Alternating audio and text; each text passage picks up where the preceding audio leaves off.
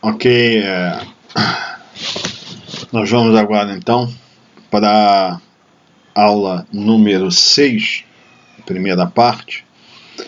Nós vamos falar sobre looping.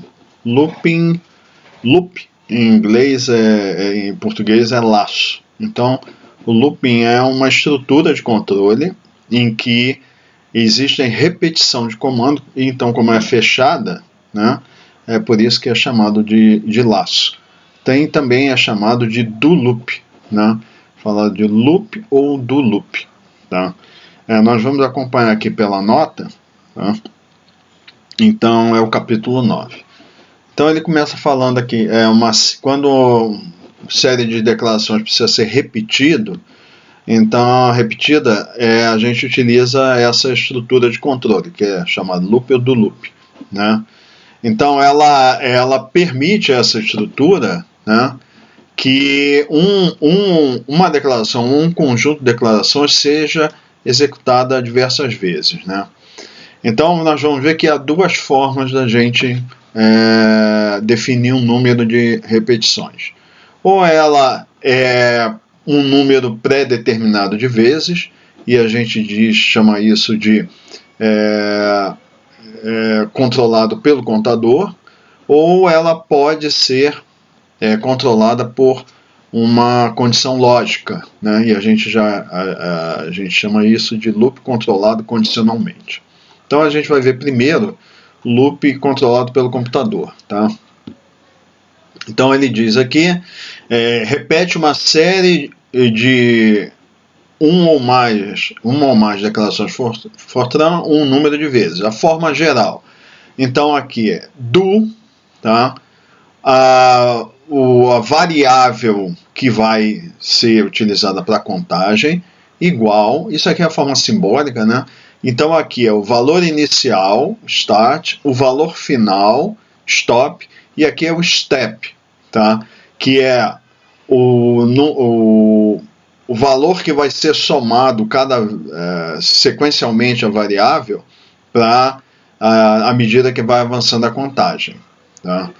Aqui então vem o conjunto de declarações Fortran que eu vou querer que sejam executadas, né? E aqui vem o end do, que é o que fecha a estrutura.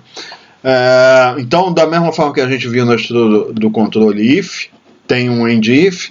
Para cada do, a gente tem que ter um end do correspondente, tá? E eu mencionar aqui que observar que as declarações Fortran, olha só, ele põe o do aqui, depois ele põe alguns espaços a partir daqui do início da linha, e ele põe as declarações aqui. Isso aqui a gente chama de indentação. A gente deve utilizar isso também em estruturas if e end if. Eu não me lembro se eu falei isso na aula de if, mas se eu falei aqui, aqui eu estou relembrando, e também dizendo que a gente aplica isso no loop também. Então, quando a gente tem uma estrutura de controle do loop, a gente faz essa indentação, que é afastar dessa linha, para destacar o que está dentro da estrutura dessa estrutura de controle, que fica fácil na hora que a gente estiver analisando o código, identificar o que cada parte que tenha um do loop está fazendo. Então isso dentro daquela ideia que eu falei para vocês, facilitar, aumentar a legibilidade, facilitar a leitura do código para a gente poder acompanhar, e eventualmente ajuda a encontrar erros, né? Então ele diz aqui, o valor, então, inicial, por exemplo, eu posso ter uma variável que vai contar, eu chamo, sei lá, variável i, tá? É a variável que vai ser utilizada para controlar. Ela pode ter um valor inicial, vou dizer 1, o valor final 10, e o passo é quanto eu vou somando. Então vamos supor, eu quero que o loop execute para valores de 1 a 10. Então, para o valor 1, 2, 3, 4, 5, etc. até 10. Nesse caso, o passo que eu estou utilizando é 1, porque eu estou pulando de 1 em 1. Eu vou para o 1, depois vou para o 2, 3, assim sucessivamente. Quando o passo é 1, a convenção do Fortran é a seguinte: se o passo for 1, eu posso omitir isso aqui, e o default ele vai pular de 1 em 1. Tá? Caso contrário, aí eu tenho que especificar. Tá? Uma observação importante aqui: essa variável aqui é sempre uma variável inteira. É uma variável, tem que ser inteira. Aí vocês vão ver que eventualmente vocês vão chegar lá, vão fazer um do loop com uma variável real, né? E vai funcionar. Aí vocês vão dizer, tá errado? Não. O compilador, ele aceita isso. Mas por que a gente não deve usar uma variável real? Porque o que controla quando terminam as iterações é que eu vou comparar o conteúdo da variável com o valor final. E quando ele for, ele vai até o valor menor ou igual. Quando o valor for maior, aí eu saio do loop. E a gente sabe que não deve comparar igualdades em variáveis reais. Então, por isso que a gente não deve utilizar a variável real aqui. Então, é um erro grave. Eu vou adiantando, é um erro grave utilizar variável real. Só se deve utilizar a variável inteira. Tá? Então, aqui é uma variável inteira, um valor de início, parada e final, e então esses valores, eu posso colocar um valor explícito aqui, um literal, ou posso utilizar um valor que está armazenado em uma variável. Tá? Tudo isso tem que ser inteiro. Pode ser uma expressão aqui também, mas tem que ser inteira. Né? Então o valor do passo é opcional, e se ele não ele é omitido, o valor default é 1. Né? Se for utilizado, o passo não pode ser 0, porque se o passo for 0, o meu loop não anda, ele fica parado. Né? Então, outra observação importante, ele não cita aqui, eu posso ter um loop que é regressivo.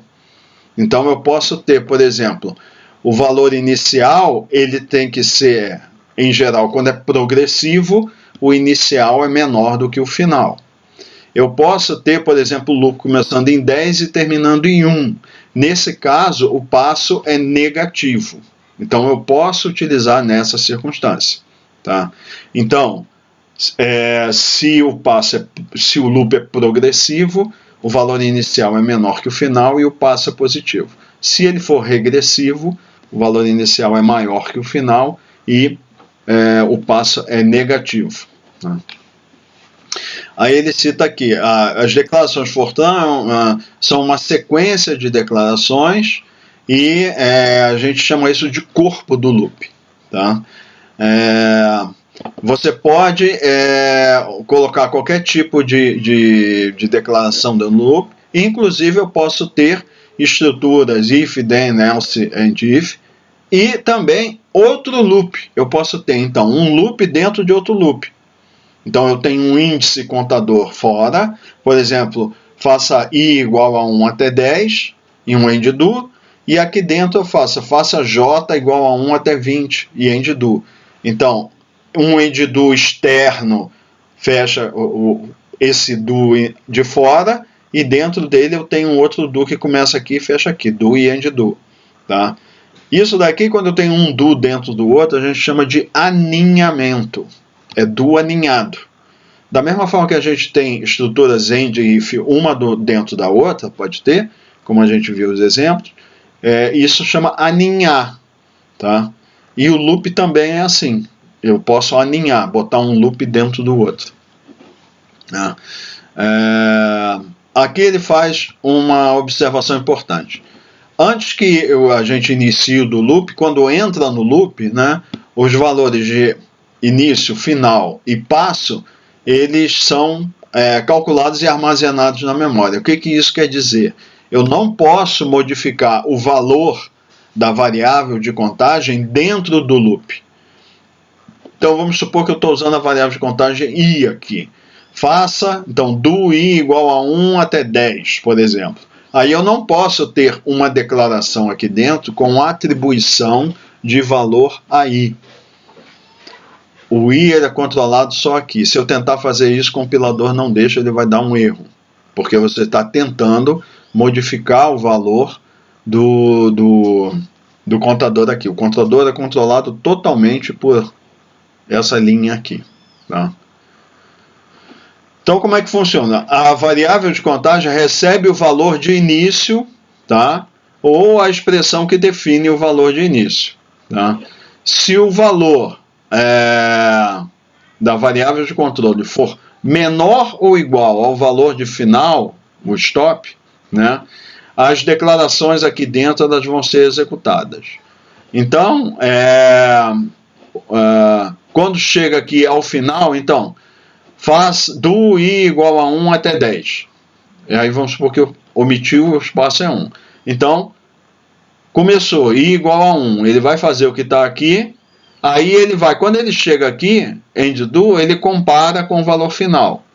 Qual o valor que eu tenho atualmente? 1, compara, é menor ou igual que esse aqui? Sim, 1 é menor que 10. Então ele pega, soma o valor do passo e volta para o loop. Aí passou o quê? O i passou a ser 2. Aí ele executa o que está aqui, vem para cá, quando eu chego aqui, compara.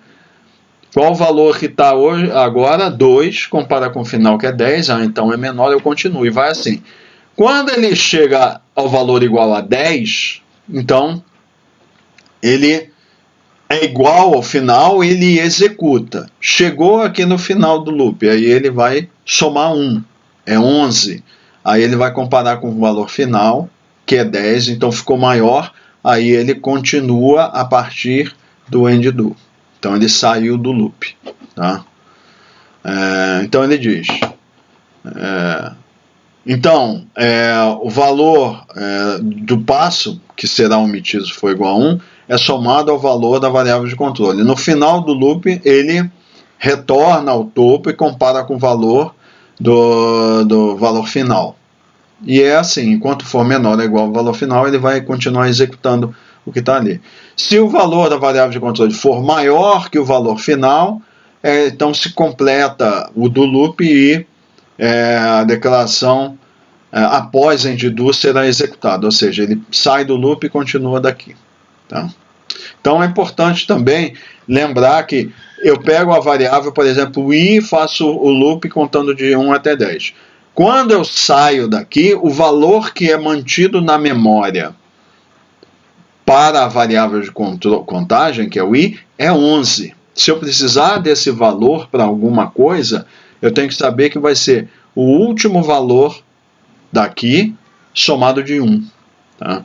Então esse vai ser o conteúdo da memória da variável de contagem. Ela não é zerada de novo, nem jogado fora o valor, ele fica armazenado na memória. Tá? Então, por exemplo, aqui ele diz a declaração integer, então bota contador, init igual a 1, final igual a 10, soma igual a 0. Então eu quero somar 10 números inteiros variando de 1 até 10. Então ele bota counter é a variável inteira. Então do counter é o nome da variável inteira, o valor igual ao valor ao conteúdo de init até o valor que é o conteúdo de final. Então do counter igual a 1 até 10. Tá? Então o que ele vai fazer? Ele vai pegar o valor que já foi inicializado em sum, que é igual a 0, e aí ele vai pegar esse valor, somar o valor do contador, que é o número inteiro 1, somar ele e armazenar em sum. Então aqui é uma atribuição. Pega o valor que está na memória, soma o contador e atribui a sum, e aí ele vem para cá. Qual é o valor que eu tenho? Vai pegar e vai somar 1. 1 mais 1 é igual a 2. É menor que o valor final? Então ele continua. Aí ele vai pegar o valor de sum, que agora é 1, porque ele era 0, somou 1. aí ele vai somar o valor do contador, que é 2, aí vai armazenar em sum, vai ficar 3. E aí ele vai fazendo assim até encerrar o loop. Então ele vai ter a soma dos 10 primeiros números inteiros, tá? Então isso aqui é uma operação que chama operação de redução, quando você pega, que lá em outras linguagens de programação, C, Python, acho que tem o I++, é isso aqui, é uma operação de somas, tá? Então ela é muito utilizada, esse tipo de operação de redução é muito utilizada em programação, tá? Então vocês observem, ó, que eu tenho que inicializar o valor de sum, porque ó, se eu não tiver inicializado aqui, um bom compilador vai pegar o valor de counter e tentar somar o valor de sum. Se eu não tiver nada na memória, um bom compilador vai gritar e vai dizer, ó, eu não posso somar counter da sum porque não tem nada em sum. Então, inicialização de somadores é sempre com valor igual a 0. Então, tem que lembrar isso. Se eu estiver fazendo a operação de redução, eu tenho que utilizar a inicialização, e de forma geral é 0, mas eu posso querer inicializar de algum outro valor, não tem problema, mas eu sempre tenho que inicializar com algum valor para poder fazer as somas subsequentes, né? E no caso ele diz aqui que esse comandozinho aqui levaria um resultado de 55, né? Então ele chama atenção, como não foi especificado o passo aqui, ó, então ele usou o valor default 1, né? Aqui um outro exemplo, pode ser que eu não queira somar os números, todos os inteiros de 1 a 10, eu quero somar os inteiros ímpares de 1 a 10, então eu quero somar 1 com 3, 5, 7, então eu vou dar um passo de 2, tá?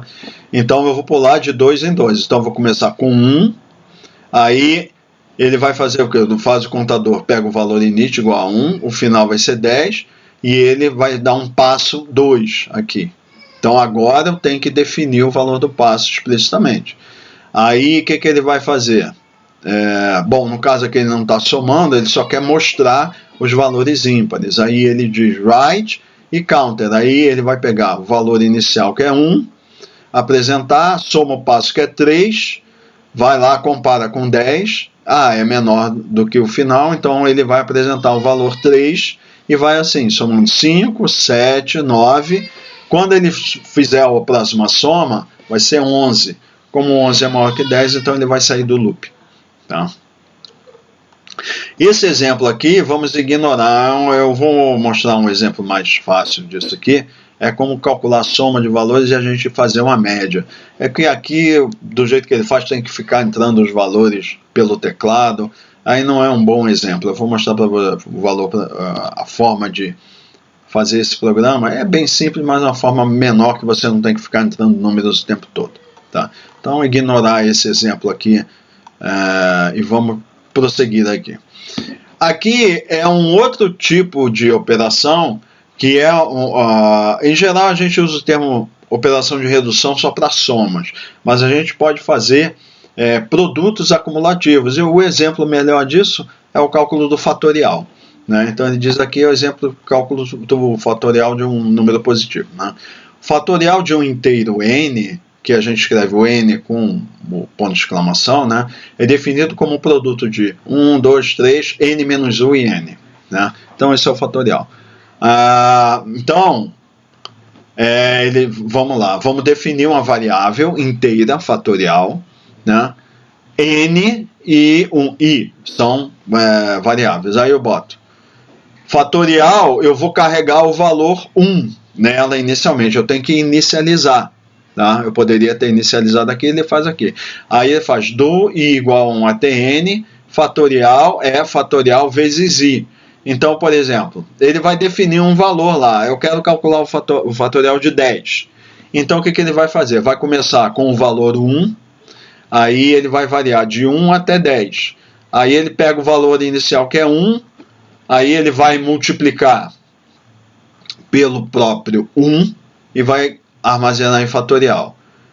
Vai voltar. Aí agora o i vai ser igual a 2. Aí ele vai pegar o valor que está aqui, 1 vezes 2, armazenar aqui.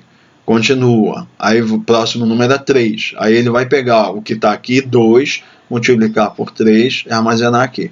E vai continuar assim até o final. Tá? Então aqui novamente ele não colocou o passo, omitiu, então o passo é 1. Né?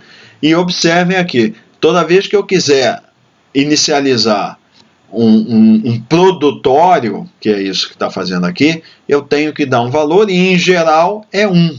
Tá? Se eu não posso inicializar com 0, se eu inicializar com 0, toda a minha sequência lá de produtos vai manter 0. Então eu inicializo com 1. Então em somas eu inicializo com 0 e em produtos eu inicializo com 1. Nesse caso que é o mais comum, mas não quer dizer que você não possa inicializar com qualquer outro número que o seu produtório requeira. Tá? Então, aquela operação que a gente viu anteriormente, que chama redução, aquilo é um somatório, e essa daqui é um produtório. Tá? Então,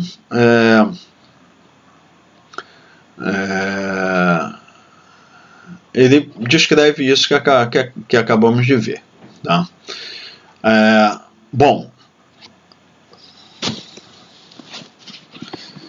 só um minuto, vamos verificar se tem mais alguma observação aqui.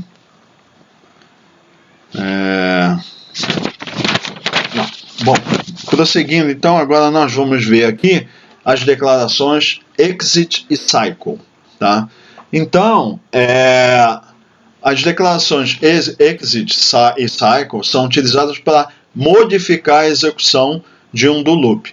Modificar a execução não é modificar a variável de contagem, é modificar o ciclo que eu quero da estrutura, o que eu quero que faça. Se eu não disser nada, né, usar, por exemplo, essas duas estruturas aqui, exit e cycle, o que vai acontecer? O loop vai ser executado sequencialmente do início até o fim. Agora ele diz aqui, a declaração exit é utilizada para sair de um loop. Pode ser que por alguma razão eu queira sair do loop antes de ele atingir o valor final. Depende da lógica do meu programa. Então, ele diz, a declaração exit pode ser usada sozinha, mas tipicamente ela é utilizada com uma declaração condicional, que a gente vai ver depois.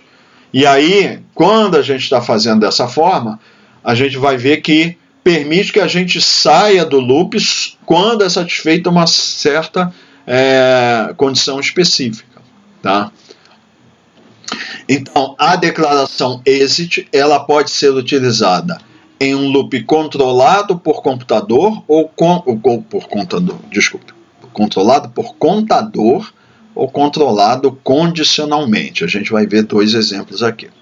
Então, por exemplo, eu tenho aqui que o exit é em um loop controlado por computador. Então, eu defino uma variável inteira i, que é o meu contador, e o loop aqui é o seguinte, do i igual a 1 até 10, e aí eu ponho uma condição, if i igual a 5, exit. Né? Caso contrário, então o if é aquele if simples, que é só uma linha, não tem then. Né? Então ele tem aqui essa linha. Caso contrário, se não satisfaz, ele ignora isso aqui, vem para a próxima. Aí ele vai escrever o valor do contador. E end do. Então, vamos supor, ele vai variar de 1 até 10 o i. Então, valor 1 é igual a 5? Não. Então, ele vai escrever 1. Retorna. 2 é igual a 5? Não. Vai escrever 2. 3, 4. Quando o i for igual a 5, aí diz aqui, satisfaz a condição, é true, o resultado dessa operação lógica aqui, né? Aí o que ele vai fazer? Ele vai sair do loop e continua para cá. Então o que vai acontecer? Ele vai apresentar os números de 1 até 4, pulando as iterações remanescentes, ou seja, de 6 para frente ele vai ignorar. Né? Então ele diz, uma vez que a variável e é verificada antes, olha só, antes do write, o valor de i igual a 5 não vai ser apresentado, porque vai sair do loop antes de apresentar o i.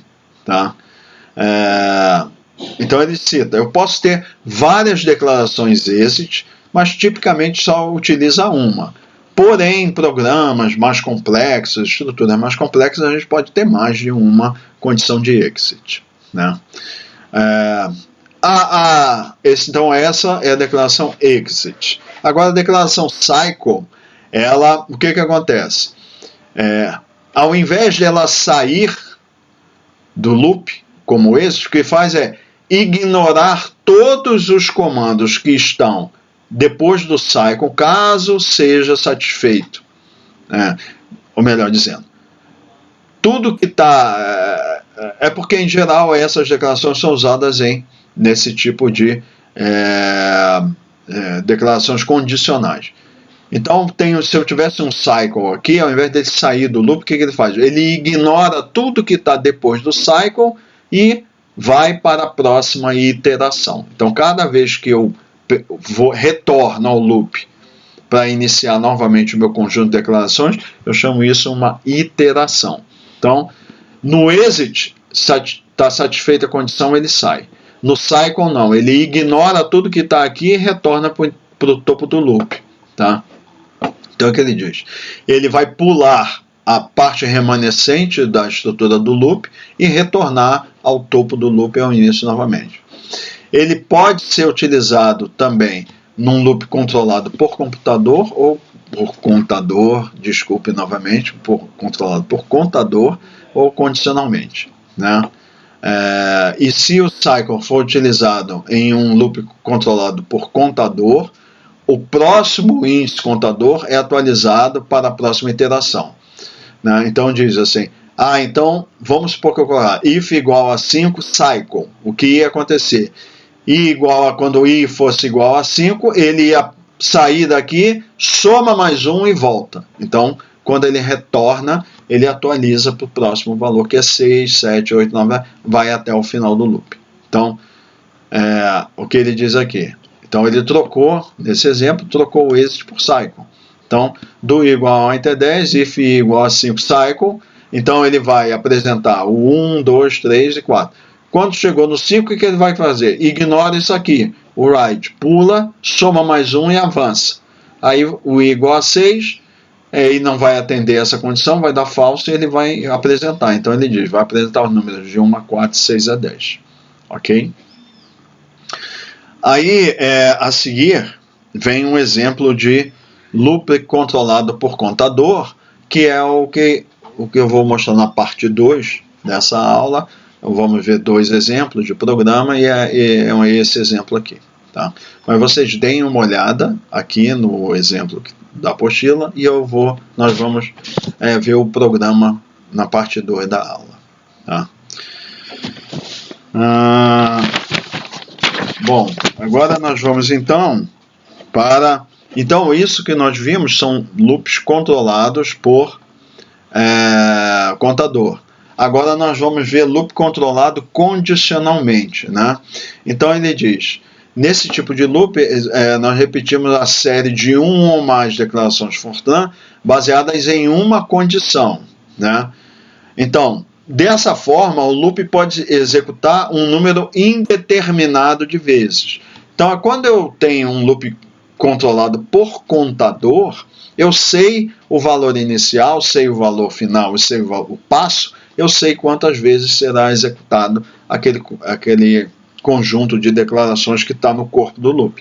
Agora, quando ele é condicional, eu não sei antecipadamente, posso não saber, melhor dizendo, antecipadamente, quantas vezes vai ser executado o loop. E ele... quando for satisfeita uma determinada condição, aí é que ele vai ser... vai sair do loop e continuar a sequência da execução. Por exemplo, existem alguns métodos numéricos em que a gente obtém a solução por aproximações sucessivas. Tá? E muitas vezes, a maioria das vezes, a gente não sabe quantas aproximações vai ter que fazer. Se a gente vai ter que fazer para cada iteração, ou cada repetição, a gente vai melhorando a nossa solução até um determinado ponto que estabelece que é suficientemente boa a qualidade da solução. Tá? Então, a gente vai, gradualmente, nós vamos nos aproximando da solução. Só que muitas vezes a gente não sabe se vai precisar fazer 10 iterações, 100 mil, 10 mil, 200 mil, não sabe quantas vezes vai ter que fazer. Então, a gente vai definir uma certa condição lá no corpo. Por exemplo, eu posso ter uma métrica qualquer de erro e eu vou fazendo as iterações e boto lá uma condição. Quando a métrica de erro for menor ou igual a um determinado valor pré-estabelecido, aí eu considero satisfeito, eu não preciso fazer novas iterações, eu saio do loop. Então eu não sei se eu vou ter que fazer 1.000, 2.000, 10.000, mas quando for satisfeita essa condição, por exemplo, no caso ali que eu estou falando de uma determinada métrica de erro, aí eu saio do loop. Essa é a grande aplicação, normalmente, de loops controlados condicionalmente em métodos numéricos iterativos, né? Então aqui ele começa falando da estrutura do while, que eu coloquei aqui. Não deve ser utilizado, pois é obsoleto. Não se usa. Isso aqui foi mantido, aquilo que eu já falei. É mantido no Fortran 90 para manter compatibilidade com o Fortran 77. Mas isso não deve mais ser utilizado. Ou seja, para o efeito deste curso aqui, é proibido. Não se pode usar do while em Fortran. Tá? Então aqui ele vai mostrar isso que interessa. Uma forma mais geral do loop condicional. Olha só, do, então não tem um nome de variável aqui, só vem assim, do, as declarações e end do. Tá? Então isso aqui é uma estrutura válida, tá? Do e um end do correspondente fechando. Tá? Então olha só, eu posso botar assim, inicializar i igual a 0, faço do, e aí boto i igual a i mais 1, end do. Isso vai ficar repetindo indefinidamente. Eu não coloquei uma condição de saída, entendeu? Então o que vai acontecer? Isso é o que a gente chama loop infinito. Eu coloco lá o do, mando fazer alguma coisa, não ponho uma condição de saída, ele vai ficar se repetindo ali eternamente. Tá? Então, ele diz aqui, um loop desse tipo, ele vai continuar para sempre, né? Então, ele diz, uma declaração de seleção ou condicional, tal como uma declaração if, com uma declaração exit, aí seriam utilizados recurso para você sair do loop, terminar o loop, né? Então, por exemplo, eu coloco o do, algumas declarações Fortran, se for o caso, coloco um if, uma expressão condicional e exit. E outras declarações Fortran, possivelmente o end do. Então ele diz aqui, eu estou realizando aqui o meu do. E quando for satisfeita essa condição aqui, expressão condicional, ele sai do loop. Tá? Caso contrário, ele vai continuar realizando o que está aqui e vai repetindo isso até a minha condição ser satisfeita. Então, o que ele diz aqui, quando ela é avaliada em true, verdadeira, a expressão condicional, aí ele vai sair, e eu posso ter, ele diz, eu posso ter várias dessas declarações, expressões condicionais dentro do meu loop, a lógica que vai me dizer quantas eu tenho que ter para poder controlar a saída. O que, então, esse, por exemplo, é um erro de lógica muito comum, é você colocar no teu programa uma condição que nunca é satisfeita. Isso às vezes acontece. Você escreve teu programa e comete o erro de lógica de incluir lá uma condição que nunca vai ser satisfeita, e aí o teu loop fica infinito. O programa fica tentando alcançar aquela tua condição e você não atinge nunca. Por exemplo, vamos supor que eu tivesse um loop aqui em que eu tenho eu pego o valor i e eu boto assim, i igual a 10, tá? Aí eu boto do e boto uma condição, uma expressão condicional aqui que eu me engano e eu coloco assim, if i menor que 10, exit. Caso contrário, faço o que está aqui. Como eu inicializei i com 10 aqui dentro, if i menor que 10 nunca vai ser satisfeito, porque quando ele entra no loop, ele já entra com um valor maior que 10. Eu me enganei, sei lá, era para ter colocado um valor i igual a, sei lá, um outro valor qualquer, ou uma operação que eu vou reduzindo o i. Então, quando eu faço isso, o que vai acontecer? Ele vai entrar no loop, nunca vai satisfazer a condição, e o programa vai ficar executando lá e eu não sei o que está acontecendo. Então, não dá erro de compilação, não dá erro de execução, e é um erro de lógica e fica em loop infinito. Como é que a gente pode evitar esse tipo de coisa? Ou monitorar, né? Melhor dizendo. Você pode colocar aqui dentro, quando você está desenvolvendo o programa, você bota, por exemplo, um write, asterisco, vírgula, asterisco, e o valor de variável indo ser apresentado na tela, e você vai acompanhando para verificar se aquela condição que você espera que seja satisfeita pode ser atendida. Existem, novamente, eu vou dar um exemplo que é muito utilizado, métodos iterativos de solução, né, de sistemas, né, tem vários para equações elípticas, né, os métodos bem conhecidos de Jacob, Gauss-Seidel, SOR, são métodos de aproximação sucessiva, né. Então a gente, por exemplo, coloca lá um erro, uma métrica de erro e diz, o erro tem que ser menor que tanto para interromper as iterações. E às vezes você bota uma condição de erro que é muito rigorosa, sei lá, o erro tem que ser menor que 10 elevado a menos 20. Mas a característica do teu problema só permite que o erro chegue a, sei lá, 10 a menos 5. Então você fica tentando fazer iterações para chegar até 10 a menos 20, só que as características de convergência de erro do teu método só permitem que o erro chegue a 10 a menos 5 e ele não consegue diminuir além disso. Então o que acontece? Você fica num loop infinito. Como é que eu poderia controlar isso durante o desenvolvimento? Eu ponho aqui, dentro, cada vez que ele fizer uma execução aqui, eu mando escrever, por exemplo, o erro. Qual é o valor do erro naquela iteração. E eu vou acompanhando. Então, eu botei lá, se o erro for menor do que 10 a menos 20. E eu vou acompanhando, e eu vou verificando que à medida que está avançando as minhas iterações, o erro acaba assintoticamente tendendo, por exemplo, a 10 a menos 5. Ele não vai conseguir descer. Então, eu estou acompanhando, eu vou verificar. Por que aconteceu aquilo? Eu tenho que levar 10 a menos 20 ou não? Relaxo um pouco a minha condição de erro. Aí eu vou ver o que eu tenho que fazer. Tá? Mas é só um exemplo. E aí vem uma outra orientação para vocês também. Quando vocês montarem uma estrutura dessa condicional, vocês lembram que vocês têm sempre lá, podem usar o operador lógico OR, né? Ou. Então você pode, por exemplo, no caso ali de métodos iterativos, você pode colocar, por exemplo, uma condição de erro a ser satisfeita ou um número máximo de iterações. Vamos supor, você põe um contador aqui, para cada vez que você entrar nesse do, ele soma 1. Tá? Então você bota aqui i igual a 0. Entrou aqui, você bota i igual a 1.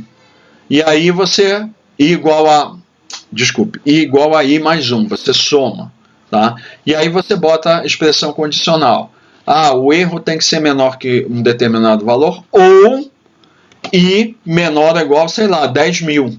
Então isso, se uma das duas condições ela não for satisfeita, então ele vai sair. Então vamos supor, seu erro está convergindo para ficar em 10 a menos 5, o teu critério é 10 a menos 20, você não está conseguindo chegar lá. Mas o contador, cada vez que ele entra aqui, ele soma 1. E aí, a outra condição não passou na primeira, tá? Aí ele vai para a segunda. Aí ele diz i menor que 10.000, por exemplo. Então ele vai, enquanto o i for menor que 10.000, então não está satisfazendo, o ou tem que satisfazer uma das duas. Quando não estou de maneira nenhuma conseguindo resolver o problema da convergência do erro. No entanto, o que vai acontecer? Quando ele chegar i igual a 10.001, aí atingiu o número máximo de iterações e ele sai. Então isso é o que eu chamo de válvula de escape. É uma forma de evitar que você entre num loop finito. Aí você vai verificar. eu tenho aqui o resultado, olha o erro, realmente tem alguma coisa no meu critério de erro que não está adequado para o problema, mas eu não fiquei num loop infinito, aí eu vou ver o que eu vou fazer. Eventualmente, tem método que está convergindo, mas eu parei o loop cedo demais, então eu tenho que aumentar o número de iterações para dar tempo de convergir para o erro. Aí cada problema é específico, mas é só lembrar isso a vocês, ficar essa orientação. Toda vez que estiver trabalhando com loop condicional, pensa sempre que pode ser necessário ter uma válvula de escape. Tá? Aqui eu poderia, ao invés de exit, eu posso usar cycle também, que é para não sair do loop, mas ignorar o que está para baixo, além dele, né? Entre o cycle e o end do. A gente vai ver um exemplo disso aqui posteriormente. Na hora que eu estiver trabalhando com array, eu quero, por exemplo, montar uma matriz triangular. Então, a gente vai ver esse exemplo, que a gente não precisa percorrer todas as posições da matriz. A gente coloca um loop condicional com cycle, em que a gente vai preenchendo só valores que são diferentes de zero. Né? Uma matriz triangular é que ela tem uma parte superior ou inferior que é zero, né? Acima ou abaixo da diagonal, né? Diagonal principal. Então ele dá um exemplo aqui, né, que é, por exemplo, eu quero eu declaro a variável mês, aqui, month, inteira, né, e aí entro num loop condicional, do, aí escrever, entre o número do mês, aí ele vai parar aqui, e o read, porque o read, aparece o read aqui, e vai ficar para entrar pelo teclado o valor de month. Então eu entro com um valor. Aí ele testa. Se o valor de mês for maior ou igual a 1 e menor ou igual a 12, ele sai do loop. Ou seja, se for um valor permissível, né, para mês, que é de 1 a 12, ele sai do loop. Caso contrário, eu boto, sei lá, boto 14. Aí ele diz aqui, erro, né? O mês tem que estar entre 1 e 12, reentre o valor. Aí o que ele vai? End do retorna. Eu não consegui satisfazer a condição de exit, ele volta e faz o prompt de novo e pede. Entre um novo valor. Quando eu conseguir satisfazer, eu saio. Tá? Então ele diz, vai continuar pedindo números até que você satisfaça. Se você colocar um valor legal entre 1 e 12, aí ele sai do loop. Depois ele apresenta aqui um exemplo que não é muito bom. Então, assim, eu tenho aqui que utilizar cálculos repetitivos, mas a variável que me interessa é a variável real, e eu não posso colocar ela diretamente lá no meu contador, né? Porque o contador de loop ele tem que ser inteiro. Então ele dá um exemplo aqui, né? Um contador do loop requer um inteiro, uma variável inteira, né? Então eu posso usar um loop condicional para simular um contador real. É o exemplo que ele dá. Então, por exemplo, ele quer apresentar os números entre 1.5 e 4.5 em um passo de 0.25. Ele dá um exemplo tipo do while, por isso que eu tirei isso aqui, porque do while a gente não usa mais. Então eu coloquei aqui do lado, vou deixar um tempinho aqui para vocês copiarem aí essas declarações aqui, como eu poderia fazer para simular um contador real usando um loop condicional, sem usar o do while. Então, novamente, não usem do while. Então, vamos lá. Declaro a variável value, inicializo ela com 1.5, declaro como real. Aí eu ponho meu loop do, aí eu falo, se value for menor ou igual a 4.5, tá? Então eu quero variar de 1.5 a 4.5. Então inicializei com 1.5. Eu vou escrever o conteúdo dela e logo após eu vou fazer o quê? Vou somar 0.25 ao valor dela, tá? E vou continuar. Se for verdadeiro, ele vai sair do end if, vem para o end do e retorna, tá? E aí ele vai fazer com 1.5, vai somar ponto 25, e ele vai apresentando os valores, desde de 1.5 até 4.5. Quando eu atingir um valor maior que 4.5, então isso aqui vai ser falso, ele vem para cá, para o else, exit, e sai do loop. Tá? Então, eu peço aí para vocês, copiem esse exemplo aí, pode ser nesse cantinho da nota aí, tá? Então essa é uma forma que a gente tem de simular um contador sem utilizar lá na variável. Eu não posso colocar do value igual a 1.5 a 4.5, passa 0,25. Não posso. Isso é proibido. Embora o compilador, um bom compilador, só vai te dizer assim, ó, você não pode usar, não deve usar isso aqui, mas não vai dar erro. Mas vocês nunca podem fazer isso. É errado. É erro de programação. Um erro. Por quê? Porque eu não posso comparar e tudo depende de igualdade lá no controle do loop. Eu não posso comparar a igualdade em números reais. Ok? Então, dando mais uma olhada aqui. Então, isso aqui encerra a parte 1 dessa aula número 6 de loop. E a parte 2 a gente vai ver aqui 2 programas, exemplo de aplicação. Ok?